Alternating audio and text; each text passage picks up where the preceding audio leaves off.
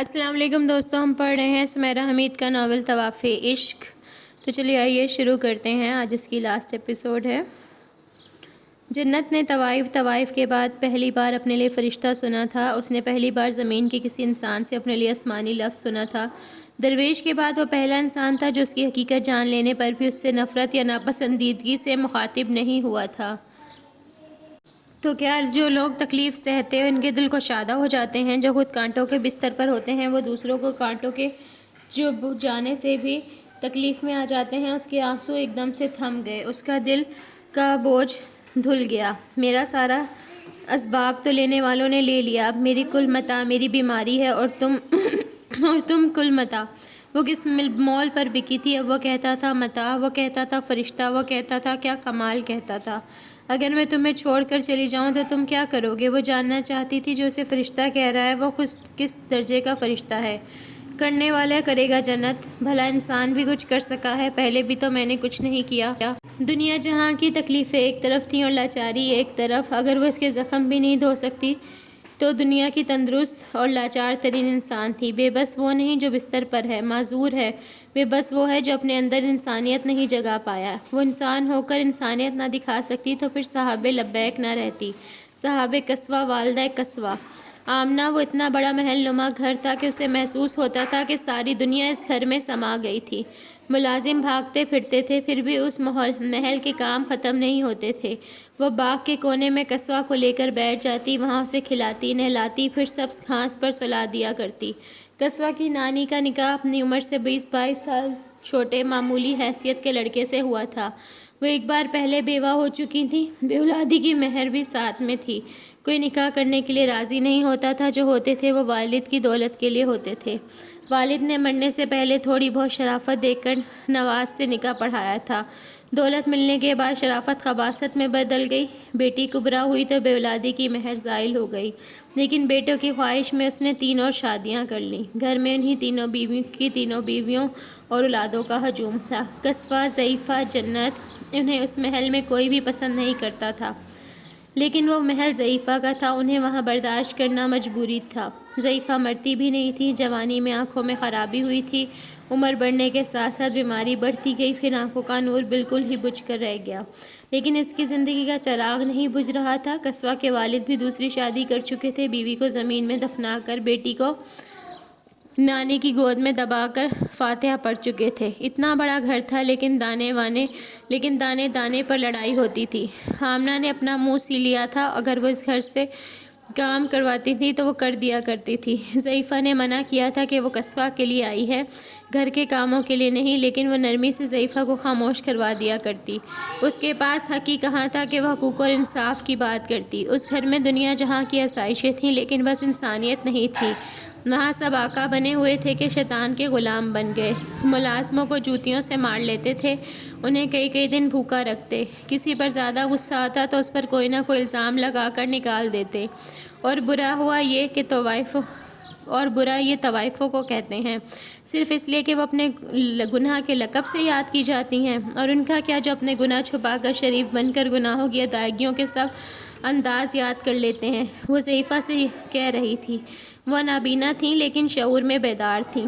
ٹھیک کہا آمنہ، بد نصیب ہے وہ انسان جس کی ساری انگلیاں دوسروں کی طرف اٹھی ہوئی ہیں اور ایک بھی انگلی اس کی اپنے گریبان کی طرف اشارہ کرنے سے قاصر ہے۔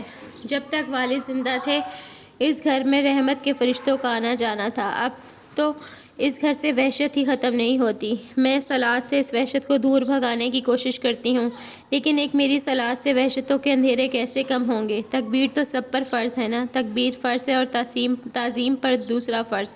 اس کے اپنے دل کے وحشتوں کے اندھیرے کم ہو رہے تھے۔ قصوہ کی والدہ حافظ قرآن تھی تو وہ بھی قصوہ کو گود میں لے کر صبح شام قرآن پڑھتی۔ قصوہ کے لیے وہ درس لینے لگی، جو کچھ سمجھ کر سیکھ کر آتی قصوہ کو سناتی۔ قصوہ کوئی بات نہیں سمجھتی تھی لیکن شفاف پلیٹ پر تحریر حق لکھ رہی تھی۔ اسے قصوۃ الکعبہ بنانا تھا، اس جماعت کا حصہ بننا تھا جس میں نیک اور پرہیزگار والدین کی اولادیں شامل ہوتی ہیں، جو زیر لب قرآن پڑھتے ہوئے غلاف کعبہ بناتے ہیں۔ یہ ضروری تھا کہ اس کے دل و دماغ پر شفاف کیا جائے، روح کو نیک اور دل کو بیدار کیا جائے۔ رب کعبہ کے گھر کے غلاف کعبہ کے لیے پہلے سے پاک کیا جائے۔ وہ سب ملازموں میں سب سے خوبصورت تھی۔ وہ اپنا چہرہ ڈھانپ کر رکھتی۔ گھر میں مرد ملازم تھے ورنہ بڑی عمر کی عورتیں۔ اس کی عمر کی لڑکیاں نہیں تھیں۔ نواز کی بیویاں نہیں چاہتی تھیں کہ وہ وہاں رہے۔ اس کے وہاں قیام کو زیادہ وقت نہیں گزرا تھا کہ خاتموں میں چہمگوئیاں ہونے لگی کہ جلد ہی نواز آمنہ سے نکاح پڑھوا لے گا۔ وہ اتنی خوفزدہ ہو گئی کہ حد نہیں۔ اپنی جان پر سختیاں جھیل سکتی تھی لیکن یہ سختی نہیں جھیل سکتی تھی کہ ایسا ظالم اور بدنیت انسان اسے اپنے نکاح میں لے۔ لیکن اس کی نوبت ہی نہیں آئی۔ اس کی تیسری بیوی نے اس کے حسن سے خائف ہو کر اپنے ہونے والی سوتن پر بہانے سے گرم تیل گرا کر اسے نواز کے نکاح سے ہی خارج کر دیا۔ کھال جل کر سکڑ گئی، چہرے کی ہڈیاں کیسے بدہیبت ہو گئیں۔ تڑپ تڑپ کر کروٹیں بدلتے اس رات وہ بڑبڑا رہی تھی۔ عزیزہ، تم نے کہا تھا کعبہ خانے سے باہر بہت سکھ ہے، عزت ہے، آؤ حق کی طرف، اس کے سوا کوئی راستہ نہیں۔ تم نے کہا تھا آمنہ اپنی قدر جاننا چاہتی ہو تو کعبہ خانے سے باہر نکل جاؤ۔ میں نکل آئی۔ دیکھو دنیا نے میری کیا قدر کی۔ مجھے ماں یاد نہیں آئی، میں نے اسے دیکھا نہیں۔ مجھے خدا یاد آتا ہے، دیکھا تو میں نے اسے بھی نہیں۔ وہ سسک رہی تھی، ہچکیاں لے رہی تھی۔ یا خدا، کیا وہ بھی میری اتنی ہی قدر کرتا ہے جتنی دنیا نے کی؟ دنیا اس کا یہ مقام ہے کہ اسے بنانا پسند کیا گیا۔ دنیا اس کی یہ اوقات ہے کہ اسے دھوکے کا گھر کہا گیا۔ دنیا اس کا یہ مقام ہے کہ اسے بنانا پسند کیا گیا۔ دنیا اس کی یہ اوقات ہے کہ اسے دھوکے کا گھر کہا گیا۔ زمین اپنے سارے خزانے الٹ دے اور انسان کی جھولی بھر دے، پھر بھی انسان کی لالچ کا پیٹ خالی ہی رہے گا۔ لالچ ایسا پودا ہے جس انسان کے دل میں اگاتا ہے، نیک نیتی کی ہر فصل زہریلی کر کے چھوڑتا ہے۔ ان کی انگلیاں کٹتی جا رہی تھیں، ان کی کمریں کوڑوں سے اور ورنہ گرم سلاخوں سے داغی جا رہی تھیں۔ جواہرات سے تون کا صندوق بڑھتا جا رہا تھا۔ آئے دن منڈیوں سے بچیاں خرید کر لائی جا رہی تھیں۔ زہریلی دلدل زمینوں پر ہاتھ مارنے سے وہ عجیب و غریب بیماریوں کا شکار ہو چکے تھے۔ 3 مہینے گزر چکے تھے، ان کے ہاتھ کچھ نہیں آیا تھا۔ وہ سب کو قطار میں کھڑا کر کے انگلیاں کاٹے جا رہا تھا۔ پنڈلیوں میں دہکتی سلاخیں پہلے ہی داغی جا چکی تھیں۔ خوف سے بچوں کی ہچکیاں بند گئیں۔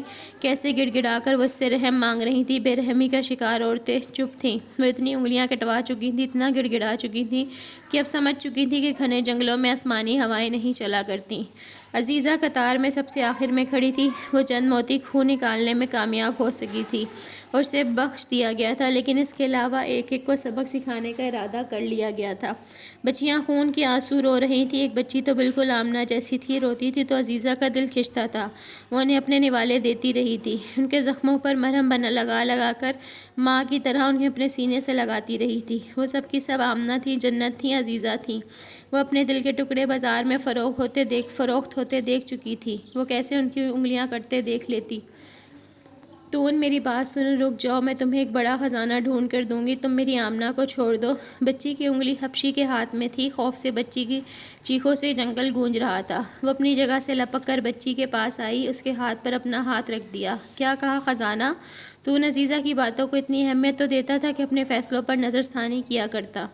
ہاں، اللہ کی مدد سے مجھے چند دن دو، میں تمہیں خزانہ ڈھونڈ دوں گی۔ تم آج کیوں نہیں ڈھونڈا تم نے؟ آج کی ناکامی کا سورج غروب ہو چکا ہے، کل کامیابی کا سورج بلند ہوگا۔ مجھے خزانہ چاہیے، تمہاری نصیحتیں نہیں۔ مجھے خزانہ چاہیے۔ تمہیں وہی ملے گا جو تمہیں چاہیے، جو تمہارا ہے۔ اگر خزانہ نہ ملا تو تمہاری انگلیاں کٹیں گی۔ میں نے تمہیں چھوڑا ہوا تھا، ابتدا تم سے ہوگی۔ خزانے کے نام پر اس کے ہاتھ چند سونے کے سکے اور کچھ موتی آئے تھے اور اس کے نام میں اس کے بائیں ہاتھ کی 2 انگلیاں جڑ سے کاٹ دی گئی تھیں۔ اس کی سسکیاں زمین کے ہر خزانے سے لپٹ گئی تھیں اور وہ ان سے کہتی تھیں، جو دل کی زمین کھود کر مقصود و حقیقی کا خزانہ نہ نکال سکے، اس کے نصیب میں زمین کے خزانے ہی آتے ہیں اور ایسے لوگ بد نصیب کہلاتے ہیں۔ کلام حق۔ اس کی قسمت اچھی تھی، اسے کچھ نہ کچھ ملتا رہا تھا۔ اگر وہ ایک جگہ اکٹھا کیا جاتا تو خزانہ ہی بنتا، لیکن باقی کے لوگ وہ خالی ہاتھ رہ جاتے۔ وہ دن میں ملنے والی اپنی چیزیں ان میں بانٹتی رہی تھی۔ اس نے آمنہ جنت کو بچا لیا تھا، لیکن خود کو نہیں بچا سکی تھی۔ اپنی انگلی کی تکلیف سہ لے گی، لیکن اس نے اپنا سینہ ہر تکلیف کے لیے کھول دیا تھا۔ اس نے ہر آزمائش پر لبیک کہہ دیا تھا۔ غلام بن کر اگر وہ کوئی عظمت دکھا سکتی تھی تو اس نے عظمت کا وہ سرتاج اپنے سر پہ پہن لیا تھا۔ قربانی اپنی جان عزیز پیش کر دینے کا نام ہے۔ کیا کسی نے اپنی جان بچا کر بھی عظمت پائی ہے؟ کلام حق۔ امیر کارواں نے دیوانوں کی طرح اپنے 3 حاجی ڈھونڈے تھے، لیکن اسے ان کا کوئی نشان نہیں ملا تھا۔ وہ اس عہدیدار سے ملا تھا، اس کی مدد لی تھی، جس کی مدد سے ڈاکوؤں کا ان تینوں کو نشان مل سکتا تھا۔ نشان ملا تھا تو بس اتنا کہ انہیں چور بازار میں سرے بازار نیلام کیا گیا تھا۔ یہ بات سن کر وہ کھڑا کھڑا ڈگمگا گیا۔ وہ مرد تھا لیکن آواز وہ بیٹھ گئی۔ اس کی آنکھوں میں نمکین ستارے چمکنے لگے۔ کیا کہا؟ حلق سے آواز نہیں نکلی تھی۔ اس نے بتانے والے کے شانے کا سہارا لیا، کہیں وہ گر نہ جائے۔ وہ چور بازار میں نیلام ہوئی تھی ابن موسیٰ۔ ایک عرصہ یہ بات آس پاس مشہور رہی۔ کچھ کہتے تھے 3 حاجی فروخت ہوئے، کچھ کہتے 3 طوائفیں۔ وہ کون تھی ابن موسیٰ؟ وہ ہماری 3 آزمائشیں تھیں۔ اب ابن موسیٰ نے اپنی نم آنکھیں رگڑی۔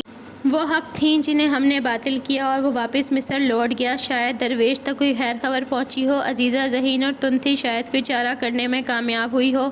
لیکن درویش کی صورت دیکھتے ہی ابن موسیٰ سمجھ گیا، بھلا بازاروں میں بکنے والی چیزیں بھی کبھی واپس آئی ہیں؟ مجھے معاف کر دو درویش، میں نے اپنا کارواں لٹوا دیا، اپنے حاجی گوا دیے۔ درویش خاموش رہا، لیکن کوئی بھی دیکھ سکتا تھا کہ وہ کس تکلیف سے گزر رہا ہے۔ اس نے درویش سے چور بازار کی بات پوشیدہ رکھنے کا فیصلہ کر لیا۔ مجھے معاف کر دو درویش، ابن موسیٰ کو معاف کر دو۔ امیر کارواں، میرا تم سے کوئی شکوہ نہیں ہونا چاہیے۔ جیسے ابن منصور نے دہائیاں دی تھیں، تم بھی دو لان تان کرو۔ وہ میری بیٹیاں تھیں، میرا خدا جانتا ہے کہ میں ہر سانس آہ میں کاٹ رہا ہوں۔ ان کی سلامتی کی دعاؤں کو عبادت بنا لیا ہے۔ حاجیوں کی زبانی اس واقعے کا سن کر میرا دل دنیا کی کم ظرفی پر بلبلا اٹھا تھا۔ میرے پھولوں کو صحرا میں لے جا کر مسل دیا گیا۔ میری تبلیغ کی خوشبو کو گناہ کہا گیا، ان کی توبہ کو مذاق بنایا گیا، ان کے ماضی کو سزا بنایا گیا۔ میں حق پر قائم رہوں تو بد دعا کیسے دوں؟ میں بد دعا دوں تو پھر حق پر کیسے قائم رہوں؟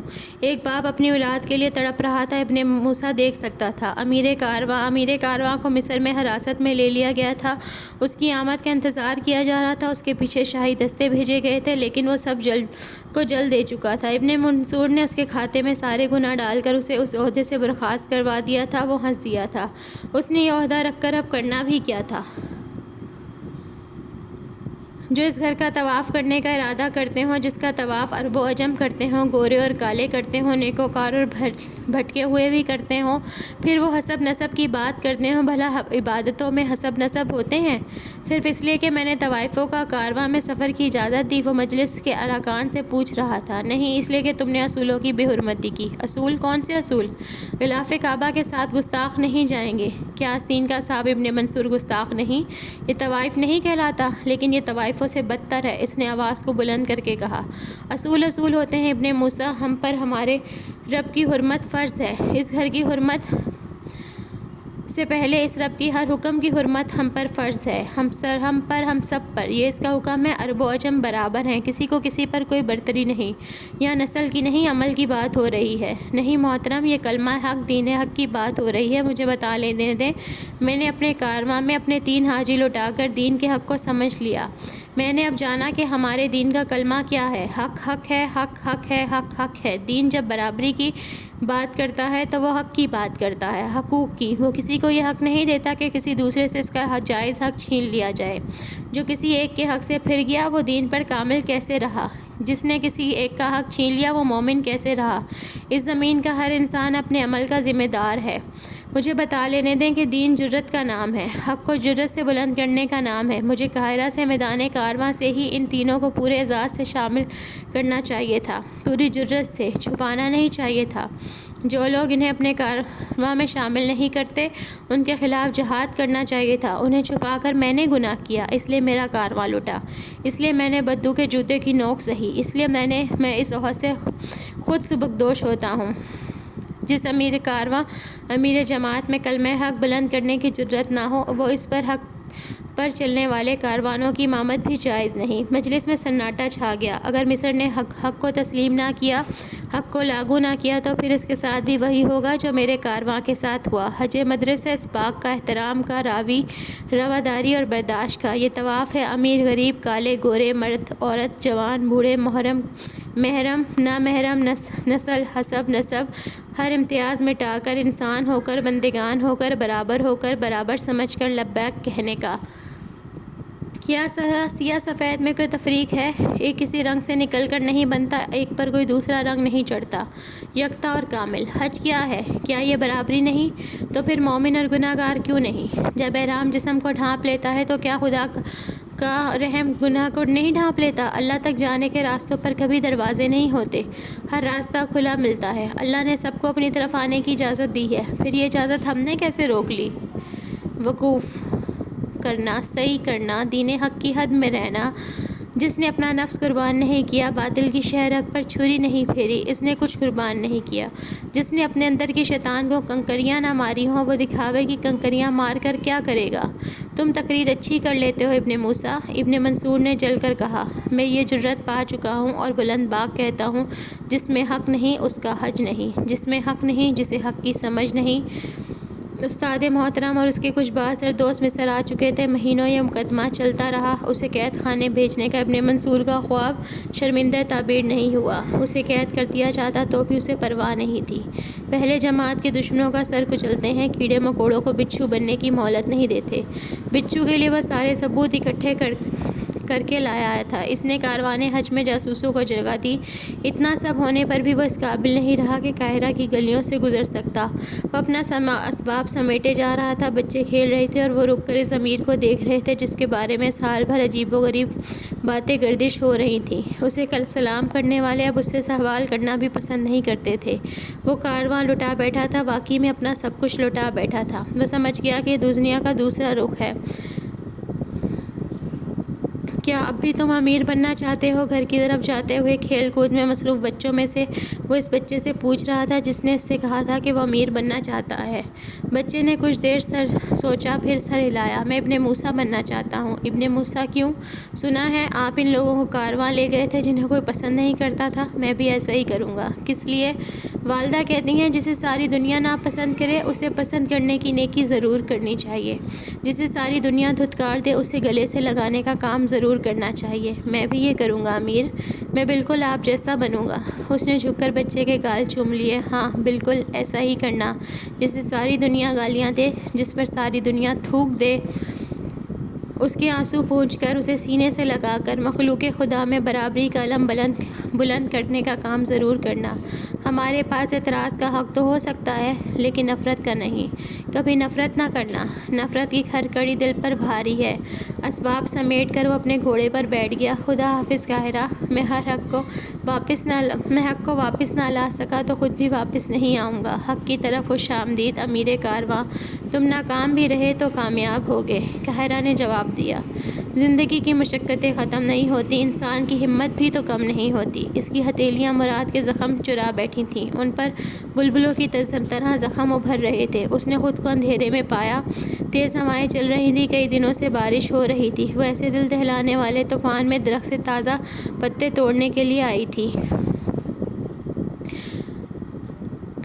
جو صحرا کی ساری بجلیاں خود پر سہس چکی تھی، اسے اب کسی طوفان سے ڈر نہیں لگتا تھا۔ وہ بھیگ چکی تھی، سردی سے کانپ رہی تھی، لیکن اس کو پتے توڑتے ہوئے اس کی نظر اپنے جسم پر بننے والے داغوں پر پڑی تو اس نے جھٹکے سے آستین کو اوپر کھینچا اور دیکھا، گردن پر ہاتھ پھیرا، وہاں بھی کچھ محسوس ہوا۔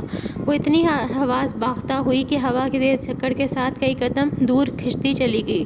آسمان کی کڑکتی بجلیوں میں اس نے اپنی ہتھیلیوں کو دیکھا۔ وہ ہاتھوں کو اوپر نیچے لہرا کر آنکھوں کے سامنے لا کر دیکھ رہی تھی۔ وہ مراد کی ہتھیلیوں جیسی تھیں۔ تازہ پتیوں کا ڈھیر وہیں پڑا رہ گیا۔ وہ ساری دنیا پیچھے چھوڑ کر شہر کی طرف بھاگی۔ ایسی طوفانی بارش میں سارا جہاں بھلا کر بھاگ رہی تھی، روتی جا رہی تھی، کمزور تھی، ناتواں تھی۔ تم اتنی خوفزدہ کیوں ہو؟ ایسی طوفانی بارش میں وہ جس حال طبیب کے پاس آئی، وہ اس پر ترس کھائے بغیر نہیں رہ سکا۔ میری ہتھیلیاں مراد کے جیسی کیوں ہو رہی ہیں؟ بیماری تم تک آئی تو ہے، بڑھ بھی سکتی ہے۔ اگر تم کچھ عرصہ اس گھر سے دور رہو تو یہ ٹھیک ہو سکتی ہے۔ دور کہاں؟ وہ ہونکوں کی طرح پوچھ رہی تھی۔ اتنا زیادہ پریشان ہونے کی ضرورت نہیں، ان پتوں کا لیپ بنا کر ان پر لگاؤ، ذرا احتیاط کرو، فائدہ ہوگا۔ فائدہ تب ہوتا جب پہلے ہی نقصان نہ ہو چکا ہوتا۔ مراد کے زخم صاف کرنے کے بعد اسے شہر میں چند لوگوں کے گھر جانا ہوتا تھا، وہاں کام کرنا ہوتا تھا۔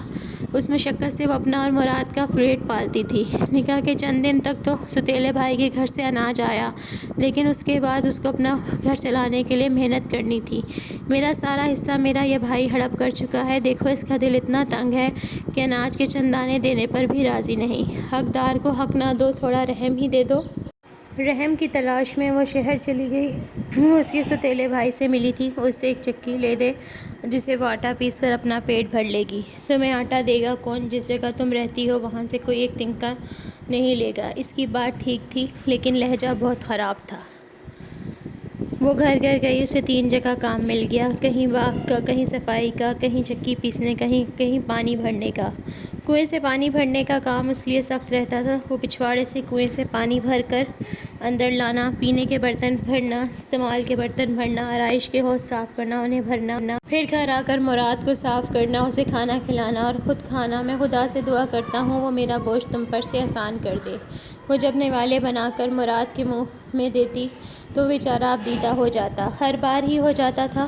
وہ کچھ ایسا حساس ہو رہا تھا، جب اس کی طرف دیکھتا شرمندگی سے نظریں جھکا لیتا۔ حالات کیسے بھی ہوں، وہ خود کو بوجھ نہیں سمجھنا چاہیے مراد۔ جسم ناکارہ ہو سکتا ہے لیکن روح سلامت رہتی ہے۔ بڑی شرم کی بات ہے، میری بیوی شہر میں گھر کیسی شرم کرم، یہ تو نہیں کہ میں کسی بڑے گھر آرام سے بیٹھ کر نعمتیں کھاؤں، کیا تبھی میں خوش قسمت ہوں گی؟ تو کیا مجھ جیسی بیمار کی تیمارداری خوش قسمتی ہے؟ خود ہی تو کہا تھا فرشتہ ہوں۔ فرشتوں کو ایسی خوش قسمتیاں ہی نصیب ہوتی ہیں۔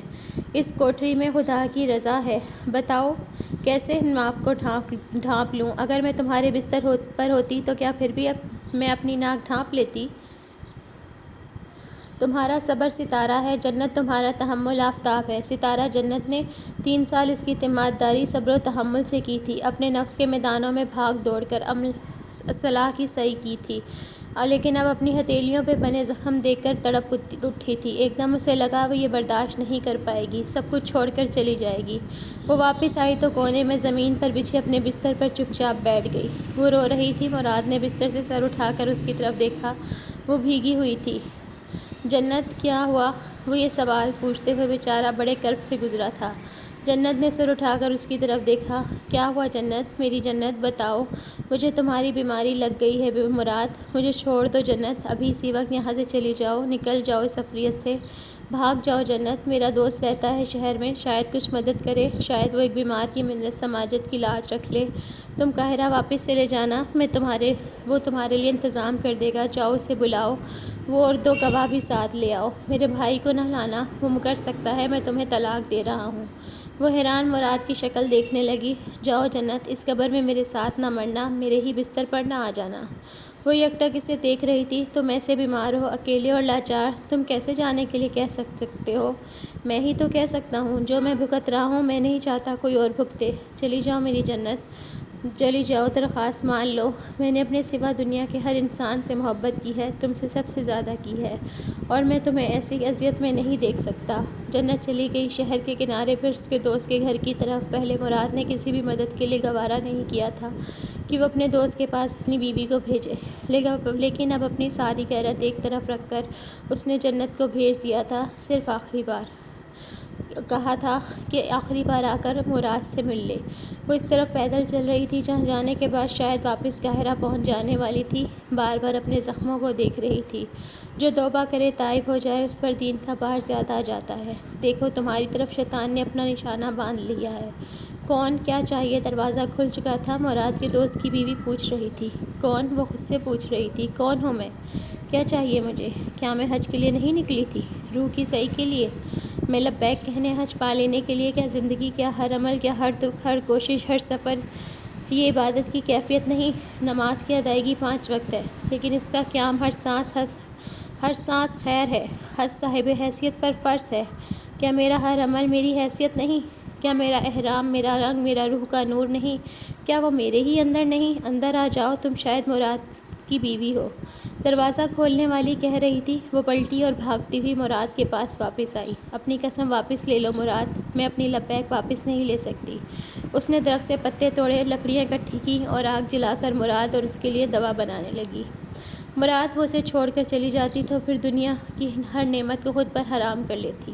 اگر وہ بھی مراد کو چھوڑ دے گی تو پھر دنیا میں کہیں کوئی نیکی نہیں کر پائے گا، کوئی عبادت نہیں کر پائے گا، رکوع اور سجدے میں جھک نہیں پائے گی۔ اگر مراد کو چھوڑ دیا تو طواف پر طواف کرے بھی تو حاضری نہیں لگوا پائے گی۔ کل صبح میں دوسرے شہر جاؤں گی، ایک ایک کر کے ہر شہر جاؤں گی، تمہارے لیے طبیب ڈھونڈوں گی، تمہیں اللہ کے حوالے کر کے جاؤں گی۔ تم مراد دوبارہ مجھے ایسی قسم نہ دینا، مجھ سے ایسے گواہ لانے کے لیے نہ کہنا۔ میرا حج، میرا رب، میں صاحب حیثیت ہو کر جانا چاہتی ہوں مراد، اور میری حیثیت تم ہو، میرے صاحب تم ہو۔ پہلے تمہیں صبر کا گھونٹ بھر کر قبول کیا تھا، آج تمہیں محبت سے قبول کرتی ہوں۔ رب البشر کی محبت کا راز محب بشر میں پوشیدہ ہے۔ انسان یہ رب کی محبت کا مرکز ہے، اس سے محبت کرنے والا رب کی محبت کا مرکز ہے۔ کلام حق کی تحریر۔ اس کی حیثیت اس کی شان کسوہ تھی۔ وہ اتنی بڑی ہو چکی تھی کہ مدرسے جانے لگی تھی۔ وہ روز صبح شام سے مدرسے چھوڑنے لینے جاتی۔ اس نے تیزی سے قرآن حفظ کیا۔ دوسری بچیوں میں اس لیے ممتاز تھی کہ ایک صرف اس کی والدہ ایسی تھیں جس کا آدھا منہ جلا ہوا تھا۔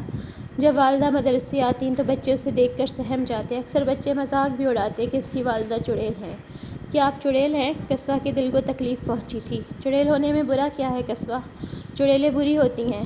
وہ منہ لٹکا لیتی۔ نہیں میری بچی، جو برے ہوتے ہیں وہ تو کوئی اور ہی ہوتے ہیں، وہ آپ کا مذاق اڑاتے ہیں۔ کیا لوگ ہمیں معاف کرتے ہیں؟ اللہ کرتا ہے، سب کو معاف کر دیتا ہے، پھر ہمیں لوگوں سے کیا لینا دینا؟ تمہارا امتحان آنے والا ہے، تمہیں عالموں اور استادوں کے سامنے پیش ہونا ہے، تمہیں اس پر دھیان دینا ہے۔ مرحومہ والدہ کی طرح آپ بھی یہی خواب دیکھتی ہیں؟ میں نے 7 سال یہ خواب دیکھا ہے کسوہ، صدیاں گزاری ہیں اس خواب کی تعبیر میں۔ کیسے بتاؤں کیسے کیسے دن گنے ہیں؟ جس دن تم اس مدرسے جاؤ گی پھر وہ غلاف بیت اللہ جائے گا، اور آپ اور میں بھی جائیں گے نا آپ؟ ہاں انشاءاللہ، بس تم ہر امتحان میں پاس ہو جانا میری بچی۔ وہ اپنا کوئی سبق نہیں بھولی تھی ہماری عزیزہ، وہ جنگل سے فرار ہونے میں کامیاب ہو چکی ہے۔ وہ یہ خواب کئی بار دیکھ چکی تھی، لیکن جیسے ہی وہ جنگل سے باہر نکلتی تھی اس کے پیچھے بھاگتی جنت اور آمنہ رونے لگتیں۔ عزیزہ کہیں جا نہیں پائی تھی، وہ ہمت کر کے بھاگ سکتی تھی لیکن وہ انہیں نہیں بھگا سکتی تھی۔ وہ سب حبشیوں اور طون سے ڈرتی تھیں۔ طون کے خزانے بھر گئے تھے لیکن نیت نہیں بھری تھی، اس نے دلدل تک اسے جواہر سے بھرے صندوق نکال کر دیے تھے۔ ایک غار میں وہ 5 دن تک پھنسی رہی تھی لیکن اس کے لیے خزانہ نکال کر ہی باہر نکلی تھی۔ وہ کئی بار موت کے منہ جا کر واپس لوٹی تھی، کسی نہ کسی کی جان کا تاوان بھرتی رہی تھی۔ 5 سال آمنہ اور جنت کی زندگیوں کے تاوان، 5 سال غلام بن کر اس نے جنگل درختوں کو جڑوں کو کھوکھلا کر دیا تھا۔ پیروں کی 7 انگلیاں، ہاتھ کی 3، جسم پر کوڑوں کی ان گنت ضربیں، اس نے زمین کو کھوکھلا کر کے اپنا آپ قربان کیا تھا۔ جیسے جیسے وہ خزانے نکالتی جا رہی تھی ویسے ویسے طون اس کے گرد شکنجہ مضبوط کرتا جا رہا تھا۔ 4 میں سے 2 حبشی تو صرف اس کے نگران تھے۔ طون سے اس کی جرأت اور ذہانت چھپی نہیں تھی، اس کی درویشی اور عظمت بھی۔ وہ کبھی اسے لالچ زیادہ ہی ستاتی تو وہ اسے ڈرانے کے لیے باقیوں کو مارنے پیٹنے لگتا۔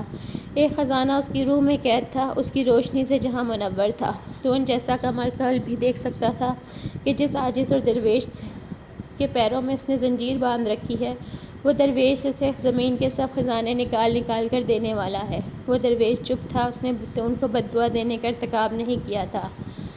تمہارے ہر بار اسے خزانہ پکڑاتے ہوئے وہ اتنا ضرور کہتی تھی، تمہارے صندوقوں میں بند دنیا جہاں کے خزانے بھی تمہیں موت سے نہیں بچا سکیں گے۔ تو کیا میں مرنے والا ہوں؟ ہم سب مرنے والے ہیں، کیا کوئی ہمیشہ زندہ رہا ہے؟ دیکھا جائے گا، دیکھ لیا جائے گا ہر انسان کو جس نے حدیں پار کی۔ بارشوں نے جنگل میں بہت سے حشرات کی بہتات کر دی تھی، حبشی تک عاجز آ گئے تھے، اور پھر اسی وقت اس کی پنڈلی کے ساتھ ایک زہریلا سانپ لپٹ گیا۔ وہ ایسا زہریلا سانپ تھا کہ حبشی تک سے دیکھ کر بدک کر پیچھے ہٹے۔ آگے بڑھ کر عزیزہ نے ایک وزنی پتھر اٹھا کر سانپ کو مارا، لیکن وہ تب تک اس کی پنڈلی میں اپنا زہر اتار چکا تھا۔ اس کا رنگ نیلا پڑ چکا تھا اور بس ایک ہی بات ہکلا رہا تھا، عزیزہ مجھے بچا لو اپنے خدا کے لیے۔ عزیزہ حیران پریشان اس فرعون سے انسان کو دیکھ رہی تھی، اسے خدا یاد آیا بھی تو عزیزہ کا، اپنے خدا کو وہ بھول چکا تھا۔ سب کو آزاد کر دوں گا، وعدہ بچا لو۔ حبشی اس کی ٹانگ میں خنجر سے کٹ لگا کر خون نکال رہا تھا۔ وہ بھاگتی ہوئی گئی اور جڑی بوٹیاں اکٹھی کرنے لگی جو وہ اپنے زخموں پر لگاتے تھے۔ ایک بچی نے اس کا ہاتھ منت سے پکڑ لیا، خدا کے لیے عزیزہ یہ ظلم نہ کرنا، مر جانے دو اسے، یہ ہمیں آزاد نہیں کرے گا۔ عزیزہ نے ایک لمحے کے لیے رک کر سوچا، طوفان کی بند ہوتی آنکھوں کی طرف دیکھ رہی تھی اور پھر حق کی طرف۔ بروں کا حق ہے کہ وہ برے بنیں جو چاہیں کریں، جو حق پر ہوں ان پر فرض ہے کہ صرف وہ کریں جس کا حکم ہے رحم۔ کلام حق۔ ہاتھوں کے زخموں کو چھپا کر رکھنے پر بھی اسے کاموں سے نکال دیا گیا۔ چکی کا کام اس نے خود چھوڑ دیا، وہ نہیں چاہتی تھی کہ بیماری وبا بنے۔ پانی بھرنا بھی چھوڑ دیا، لیکن باغ کی صفائی، گھاس کی کٹائی، پودوں کی دیکھ بھال کیا وہ یہ بھی نہیں کر سکتی تھی؟ نہیں، کیونکہ باغ والے نہیں چاہتے تھے وہ ایسا کرے۔ پھر اسے چند ایسے بیماروں کے کپڑے دھونے کا کام مل گیا جن کے کپڑوں کے ان کے خونی رشتہ دار بھی ہاتھ نہیں لگاتے تھے۔ وہ ضعیف اور غریب المرگ لوگ تھے۔ نہ رات کی بھوک زیادہ تھی، نہ جنت کی کوئی خواہش تھی۔ دونوں دن میں ایک وقت کا کھانا کھاتے، زندہ تھے، کافی تھے، سکے اسے مراد کی دوا کے لیے چاہیے تھے۔ ہر 15 دن بعد وہ کسی نہ کسی طبیب کی تلاش میں جاتی، مراد کو اللہ کے حوالے کر کے وہ دیوانوں کی طرح طبیب کو ڈھونڈا کرتی۔ بیمار کا معائنہ ہی نہ کیا جائے تو مرض کیسے پکڑا جائے گا؟ بے قراری کے میدان میں وہ یہاں وہاں بھاگتی۔ تم خود کو ہلکان مت کرو جنت، میں خوش باش ہوں، تمہیں ایسے دیکھ کر میں خوش نہیں ہوں۔ ابھی ہو جاؤ گی؟ اچھا ذرا بتاؤ، عزیزہ اور آمنہ میں سے تمہیں سب سے زیادہ پیارا کون ہے؟ اسے خوش کرنے کے لیے وہ اس سے اکثر پوچھتا، بھلا پاگلوں سے بھی کوئی پیار کرتا ہے؟ کہہ کر اس نے کہا لگایا اور پھر وہ رو دی۔ درویش نے کہا تھا کہ عزیزہ کی جرت ایسی ہے کہ وہ اپنا دل بھی نکال کر رکھ دے گی، اور آمنہ اس کا صبر ایسا ہے کہ پہاڑوں کا سینہ شک کر دے گا۔ صابر آمنہ، اس نے تدبر کا سینہ شک کر دیا تھا۔ قصویٰ کے لیے اس نے غور و فکر سب خوار احرام بلند کر لیے تھے۔ قصویٰ کی تعلیم و تربیت میں اس نے کوئی کسر نہیں چھوڑی تھی، جہاں سے جتنی کتابیں ملی سب پڑھ ڈالیں۔ 4 سال پہلے وہ خود بھی حافظ قرآن ہو چکی تھی۔ قصویٰ کے امتحان کے مہینے میں اس نے رات دن اٹھتے بیٹھتے قرآن پڑھا تھا۔ آزمائش کے دن اس نے نماز تہجد سے نماز فجر تک دعا کا راستہ نہیں چھوڑا تھا۔ والدہ قصویٰ بھی یہی کرتی تھی نا؟ اس نے شہر کے حاجیوں کو، شہر کے کاروان حج کو پیچھے سے خیر کی دعائیں دی تھیں۔ آج اسے اپنی بیٹی کی کامیابی کے لیے دعائیں چاہیے تھیں۔ قصویٰ کے بعد اس کی اپنی آزمائش بھی تھی۔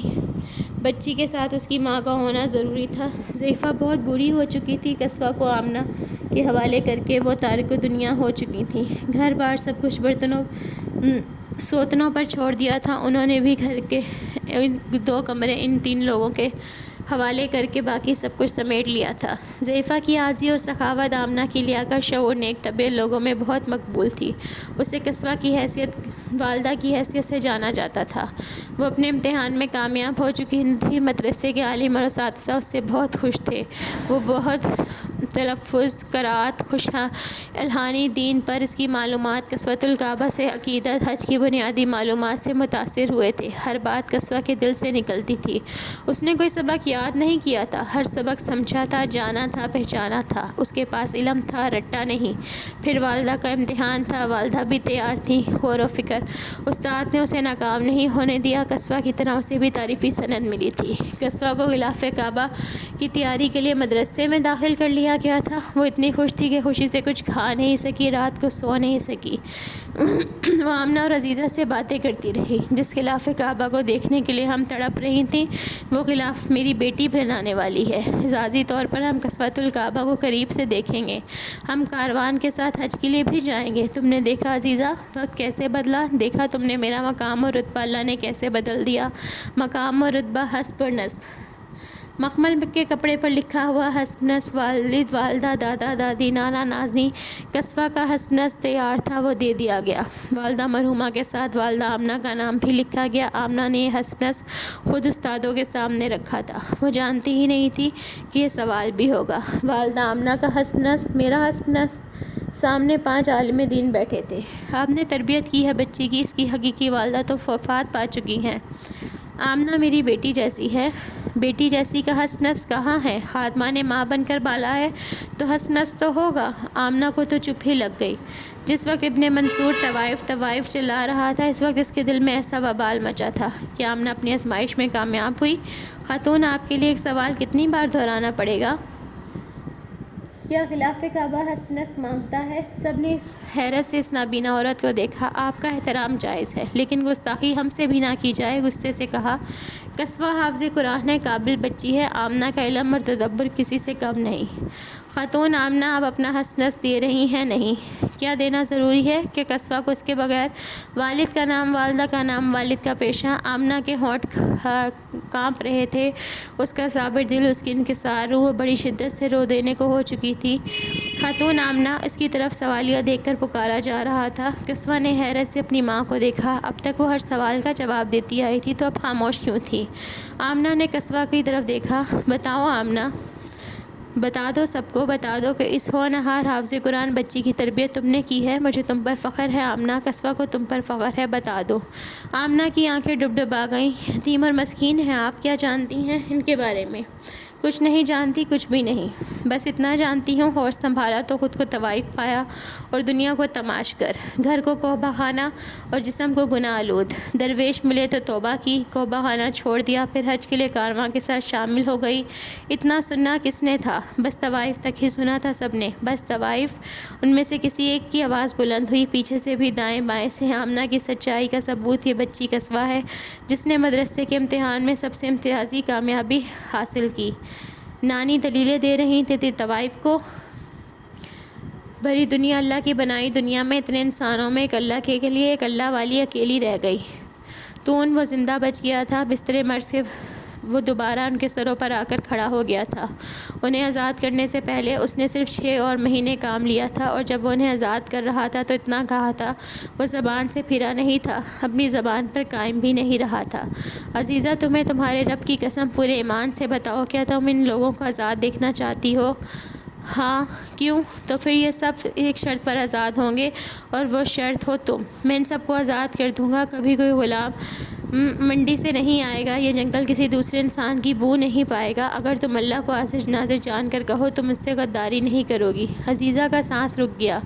وہ یہ کہنا چاہتا تھا، میں نے کہہ دیا تھا کہ میں آزاد کروں گا، میں آزاد کر بھی رہا ہوں، لیکن تمہیں بھی کروں گا یہ نہیں کہا تھا۔ تم نے کہا تھا تم آزاد کرو گے۔ عزیزہ نے اس وعدہ خلاف انسان کو حیرت سے دیکھا۔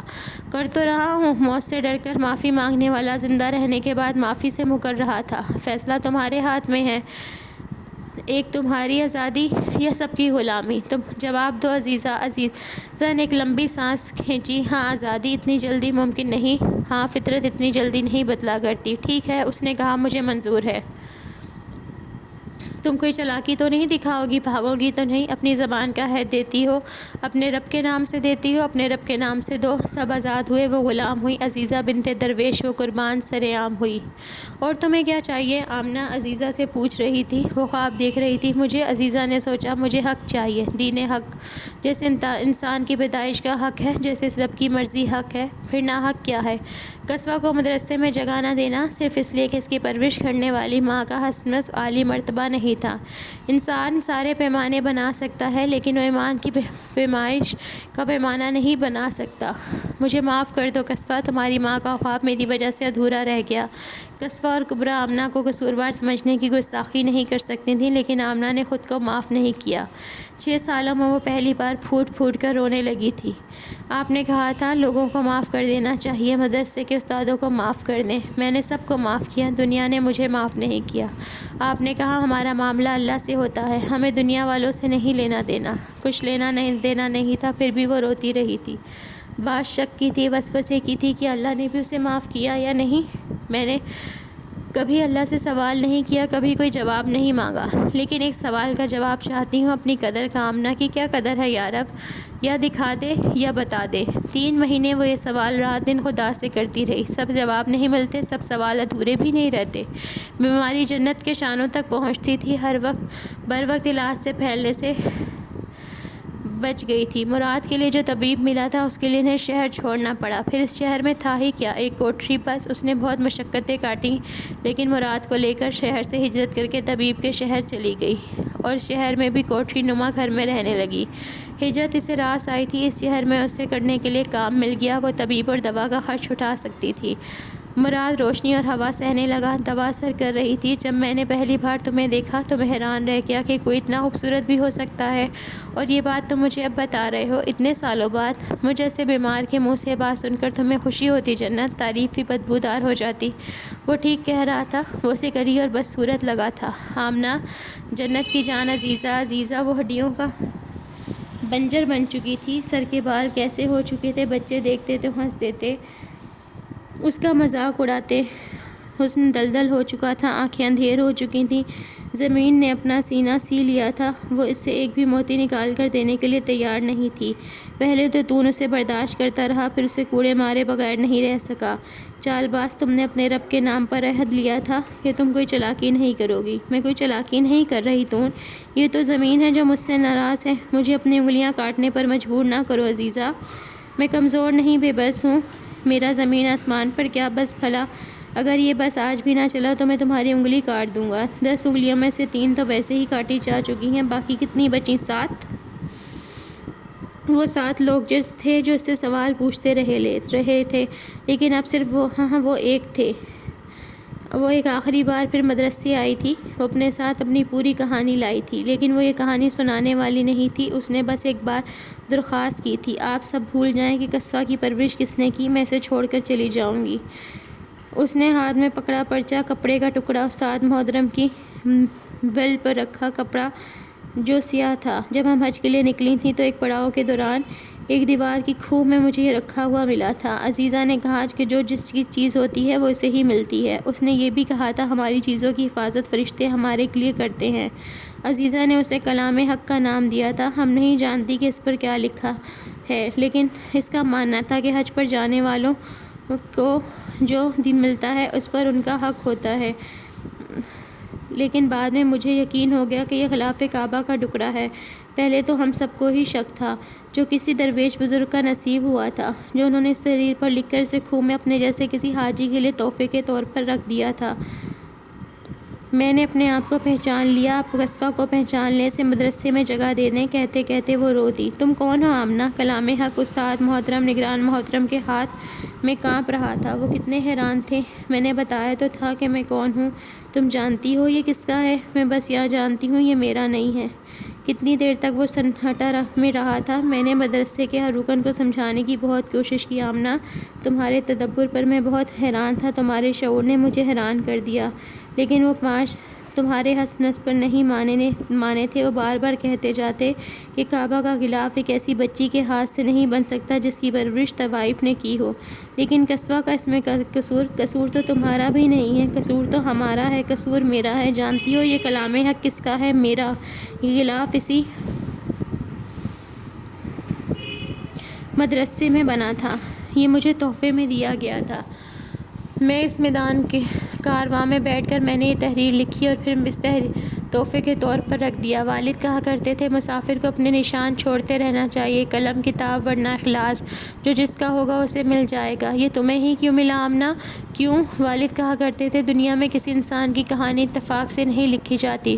جو ذرے ذرے کا واقف حال ہے وہ اتفاق کیوں کرے گا؟ وہ طے کرے گا کوئی چیز، کوئی واقعہ اتفاق نہیں، وہ طے شدہ ہے ورنہ معجزہ ہے۔ جس عورت کی بیٹی کو غلاف کعبہ بنانے کی سعادت سے محروم کر دیا گیا، سالوں پہلے اسی عورت کو غلاف کعبہ پہلے سے ہی عنایت کر دیا گیا۔ جہاں سے اس حسب نفس کا سوال کر کے خارج کر دیا گیا، اسے تو پہلے سے ہی عالی مرتبہ بنا دیا گیا۔ تم کون ہو آمنہ؟ بے قرار بحر ہے، بے قرار لہر ہے، تیرا رب رحم ہے، یہی تیری قدر ہے، یہی تیری قدر ہے۔ کلام حق پر لکھی تحریر، آمنہ کے لیے لکھا حق، اس کا سوال قدر، رب کا جواب قدر۔ پیروں کی انگلیاں کاٹنے کے بعد، سلاخوں سے اس کا جسم داغنے کے بعد، اس کی شہادت کی انگلی کو سختی سے دبوچے ہوئے کھڑا تھا۔ اس ایک انگلی کے لیے وہ پہلی بار سسک رہی تھی، اس کی منت کر رہی تھی کہ وہ اس ایک انگلی کو چھوڑ دے، اس کی شہادت کی انگلی کو چھوڑ دے۔ میں نے تم پر بھروسہ کیا عزیزہ، تم نے میرا بھروسہ توڑا، لالچ نے تمہیں اندھا کر دیا ہے، تون خدا کا خوف کرو۔ میں نے اپنا کوئی عہد نہیں توڑا، وہ ہمیشہ سے وہاں چوٹ پہنچاتا رہا تھا جہاں سے تڑپ کر وہ اسے خزانہ نکال کر دیتی۔ میری شہادت چھوڑ دو، بس یہ ایک انگلی چھوڑ دو تون۔ ابن موسیٰ نے اپنا کارواں بہت ڈھونڈا، لیکن اسے اپنا ایک حاجی بھی نہیں ملا۔ صحرا کے بدوؤں میں سے 2 بدو جنگ ہو چکی تھی۔ خلیفہ نے اس کی سرپرستی کی، بہت سو کا صفایا کیا۔ امیر کارواں نے اپنا نعرہ حق بلند رکھا، وہ امام کعبہ سے مل چکا تھا، ان سے خطبوں میں دین حق کی تشریح کی درخواست بھی سن چکا تھا۔ مل جانے کے لیے بچھڑ جانا ضروری ہے۔ خوشی سے اس کی سانسیں پھولی ہوئی تھیں، اس کا چہرہ دھمک رہا تھا۔ وہ بھاگی ہوئی مراد کے پاس باغ میں آئی، جہاں وہ پھلوں کی دیکھ بھال کا کام کرتا تھا۔ اس کے جسم پر زخموں کے داغ موجود تھے، لیکن بیماری جا چکی تھی۔ وہ اتنا تندرست تو ہو ہی چکا تھا کہ رزق حلال کما سکتا۔ مراد، جس گھر میں کام کرنے کے لیے جاتی ہوں، انہوں نے کرے میں میرا نام لکھ لیا ہے اور تمہارا بھی۔ کس لیے؟ میری جنت کسوۃ الکعبہ کے لیے، کسوہ کے لیے۔ وہ مدرسے میں داخل کر لی گئی تھی۔ جو پہلے پیچھے رہ گئے تھے وہ پیچھے نہیں رہے تھے۔ باقی بچیوں کے ساتھ وہ کسوۃ الکعبہ کی تیاری میں مصروف ہو چکی تھی، اور آمنہ، اس نے حج کی تیاری کرنی شروع کر دی تھی۔ اس نے 7 سال اعمال حج جمع کیے تھے۔ سفر حج کے لیے، نیت حج کے لیے اس نے رب کی محبت کے طواف کیے تھے، طواف عشق۔ وہ جنگل میں ہوش سے بیگانہ پڑی تھی۔ سارا جنگل پرندوں کی آواز سے گونج رہا تھا۔ آمنہ اور جنت، وہ اس کے سر پہ کھڑی تھیں، اس کا منہ تھپک رہی تھیں۔ میں نے تمہیں بہت یاد کیا، بہت۔ اس سے اٹھا نہیں جا رہا تھا، اس کے منہ میں پانی ڈالا جا رہا تھا۔ اس کی شہادت کی انگلی بچ گئی تھی، جس کی قیمت میں اس نے اپنی غلامی دی تھی۔ وہ تو ان سے جان چھڑا کر بھاگی تھی۔ وہ اپنا عہد نبھانے کے لیے تیار تھی، وہ خزانے کی مشقت جھیلنے کے لیے بھی تیار تھی، لیکن ایسے نہیں۔ وہ 3 دن تک جنگل میں بھاگتی رہی تھی اور آخر میں تھک ہار کر نکاح سے بے ہوش ہو گئی تھی۔ گھنا جنگل، دانا جنگل، خزانوں سے بھرا جنگل۔ جن غلاموں کو اس نے آزاد کیا تھا، ان غلاموں نے اسے بھی آزاد کروا دیا تھا۔ تو انہوں نے اس کے خزانے ضبط کر لیے تھے۔ اس شہر کے ایک دانا کے گھر میں رہنے کی جگہ ملی تھی، یہی تو ان کے جنگل سے آزاد ہوئی۔ آمنہ اور جنت بھی رہ رہی تھیں۔ وہ چلنے پھرنے کے قابل ہوئی تو پھر سے اس جنگل گئی۔ اب وہ آزاد و تندرست تھی، اب خود مختار اور دانا تھی۔ اس کی 10 انگلیوں میں سے 4 انگلیاں بچی تھیں، انہی سے وہ زمین کھود رہی تھی۔ 10ویں دن وہ شہر کے میدان کارواں میں امیر کارواں کے پاس آئی۔ وہ حج پر جانے والوں کے نام درج کر رہا تھا، اور یہ ان حاجیوں کے لیے جو جانا چاہتے ہیں لیکن کارواں سے نکال دیے جاتے ہیں۔ آمنہ کے لیے، جنت کے لیے اور عزیزہ کے لیے۔ اب انہیں نہ نکالنا امیر، اب انہیں حج پر جان لینے دینا، انہیں ان کے رب کے گھر کا طواف کر لینے دینا۔ وہ نیک ہو یا بد، وہ سیاہ کار ہو یا نیکوکار، ان کے لقب کچھ بھی ہوں، ان کی حیثیت کچھ بھی ہو، انہیں ان کے گناہوں سے نہ پکارنا، اب انہیں کنکر نہ مارنا، انہیں حج پر جانے دینا کہ حج تو ہر صاحب چاہت پر فرض ہے، ہر آمنہ پر، ہر جنت پر، ہر عزیزہ پر۔ وہ ہمارا رب ہے، اس کی محبت کا طواف ہر بندے پر فرض ہے۔ کہہ کر وہ پھوٹ پھوٹ کر رونے لگی۔ حج فرض ہے صاحب چاہت پر، صاحب عمل پر، صاحب بیدار پر، یہ فرض ہے صاحب حق پر، حق پر، حق پر۔ سرزمین حجاز پر کاروانے اور قافلے آ رہے تھے، ہر طرف سواریاں تھیں۔ جن کے نام لیے جا رہے تھے وہ اپنی سواری لے کر کارواں سے الگ ہو گئے۔ ایک آواز بلند ہوئی۔ جنت نے سہم کر مراد کو دیکھا۔ تم گھبرا کیوں رہی ہو؟ کوئی خاص وجہ ہوگی؟ خاص وجہ ہی تو ہے جو کاروانوں میں صرف چند لوگوں کے نام لیے گئے، تم خواہ وہم کر رہی ہو۔ وہ وہم نہیں کر رہی تھی، اس کا نام پکارا جا رہا تھا، جنت، جنت، جنت بنت درویش۔ نیچے اتر کر مراد جنت کے اونٹ کی منہال تھام کر کارواں سے دور اکیلے جانے لگا۔ وہ بہت پیچھے تھی، بہت پیچھے۔ دمشق سے آئی تھی کارواں کسوۃ الکعبہ کے ساتھ۔ اس تک ایک آواز آئی، آمنہ، آمنہ بنت درویش، ان کی سواری کہاں ہے؟ کسوہ پیچھے دمشق میں رہ چکی تھی۔ وہ عالم اسلام کے دوسرے بڑے کارواں کے ساتھ اکیلی آئی تھی، اسے اعزازی طور پر بھیجا گیا تھا۔ سرزمین حجاز پر حاجیوں کا استقبال کیا جا رہا تھا۔ امام کعبہ کی اجازت سے وہ آنے والوں سے بآواز بلند یہ درخواست کرتے تھے، وہ ہر سال کرتے تھے کہ جن کے نام پکار رہے ہیں وہ حاجی کارواں سے الگ ہو جائیں۔ وہ حاجی، وہ 3 حاجی، وہ امیر کے حاجی۔ امیر کارواں اپنا کارواں ڈھونڈ رہا تھا۔ امیر کارواں حج کرنا چاہتا ہے، امیر کارواں وہ صاحب حق ہونا چاہتا ہے۔ عزیزہ بنت درویش، دور سے، بہت دور سے، عہد کے 7 سالوں سے، صبر کے ساتھ جہاز عزیزہ بنت درویش، سعی کی دوڑ سے، رضا کی وقوف سے ان کی سواریاں کارواں سے الگ ہوئیں۔ سارا کارواں رکا ہوا تھا، ایک ان کے 3 اونٹ چل رہے تھے، آمنہ، جنت، عزیزہ۔ ہر سال ابن موسیٰ ہر کارواں، ہر قافلے میں یہ نام بلند کرتا تھا، ہر سال وہ آنے والے حج کا انتظار کرتا تھا۔ 3 اونٹ کارواں سے الگ ہوئے تو وہ چٹان جیسا مرد ڈگمگا گیا۔ وہ اپنی آنکھیں نہیں جھپک سکا، اس کا دل کیسے کانپ اٹھا۔ میرا حق آ گیا، میرا کارواں آ گیا۔ آنکھوں میں نمکین ستارے تھے۔ ابن موسیٰ، امیر کارواں۔ وہ لپک کر تیزی سے اپنے کارواں کی طرف بڑھا، مراد کے ہاتھ سے جنت کے اونٹ کی منہال تھامی، اور پھر آمنہ کے اونٹ کی، اور پھر عزیزہ کے اونٹ کی طرف بڑھ گیا۔ وہ تینوں ایک دوسرے کو رو رو کر دیکھ رہی تھیں، امیر الحج، امیر کارواں۔ عزیزہ نے یہ نام پکارا، امیر کارواں۔ امیر کارواں نے اپنا لقب، اپنا مقام پا لیا تھا۔ ایک وہ کارواں تھا جس سے وہ اونٹ سے اتار دی گئی تھی، ایک یہ کارواں تھا اونٹ کے منہال۔ امیر الحج نے، امیر کارواں نے خود تھام رکھی تھی۔ وقت بدلتا ہے، حق آتا ہے اور باطل مٹ جاتا ہے۔ حق آیا، حج ہوا۔ امام کعبہ نے امیر کارواں ابن موسیٰ خاتون کاروان عزیزہ کا نکاح پڑھوا دیا تھا۔ امیر کا فوت شدہ دل عزیزہ کے قبول ہے میں دفن ہو گیا۔ اللہ کے ساتھ معاملات طے پا چکے تھے۔ امیر حیات نے امیر کارواں کو عزیزہ کے لیے پسند کیا تھا، لیکن اس سے پہلے امیر کارواں نے اپنے 3 حاجیوں کے ساتھ حج کیا تھا۔ وہ تینوں اپنے رب کے گھر کا طواف کر رہی تھیں، لبیک کہہ رہی تھیں، اور لبیک کہہ رہا تھا کلام حق کہ وہ جو ہمارا رب ہے اس کی محبت کا طواف ہر ذی روح پر فرض ہے، حج فرض ہے ہر صاحب چاہت پر۔ تو دوستو، یہ تھی آج کی لاسٹ ایپیسوڈ۔ امید کرتی ہوں آپ کو پسند آئی ہوگی۔ کوئی غلطی ہوئی ہو، کوئی کوتاہی ہوئی ہو تو اس کے لیے معذرت چاہتی ہوں۔ اللہ تعالیٰ ہم سب کو حج کی نعمت سے، حج کے فرض سے ہم لوگوں کو، میں اس ٹائم اتنی زیادہ ایموشنل ہوں کہ میں بول بھی نہیں سکتی۔ اللہ تعالیٰ ہم سب کو حج کی توفیق عطا فرمائے، ہم سب کو اپنے گھر بلائے، اپنا گھر کا دیدار کروائے۔ آمین ثم آمین۔ اور دعاؤں میں یاد رکھیے گا۔ پھر ملیں گے کسی نئی اسٹوری کے ساتھ۔ اللہ حافظ۔